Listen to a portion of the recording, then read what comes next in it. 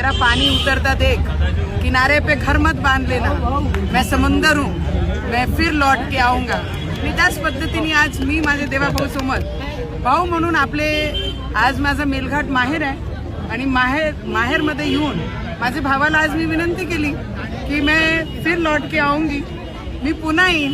मला वाटतं याच्यात काहीच चुकीचं नाही आहे, जिल्ह्याचा विकास करायचा आहे आणि देवेंद्र भाऊ प्रत्येक बहिणीच्या पाठीशी उभे राहतात आणि हे विश्वास पाहूनच मी बोलली। 2029 मध्ये जनतेतून नवनीत राणा पुन्हा येणार की आता कुठेतरी राज्यसभेवर जाणार?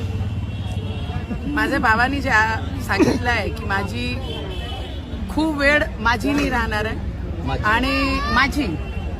आणि आज तसंच माझे मैकेमध्ये येऊन आणि शब्द दिलेला आहे आणि देवाभाऊ शब्द पाडणारे व्यक्ती आहे, टाळणारे नाही आहे। तर त्यांनी स्वतः जे शब्द म्हटलेला आहे तर मला वाटतं हा ते होईल। भाभी, ज्या पद्धतीने तुम्ही गेल्या निवडणुकीत विधानसभेच्या निवडणुकीत सगळे भाजपच्या अचलपूर, चांदूर बाजार, दर्यापूर, अंजनगाव, चिखलदरा सगळी ठिकाणी कमळचेच झेंडे लागणार आहेत आणि ते झेंडे आम्ही लावण्यासाठी सगळी मेहनत सगळे लोकांपर्यंत पोहोचताय आणि त्यांना नम्र विनंती करताय की झेंडे लावा।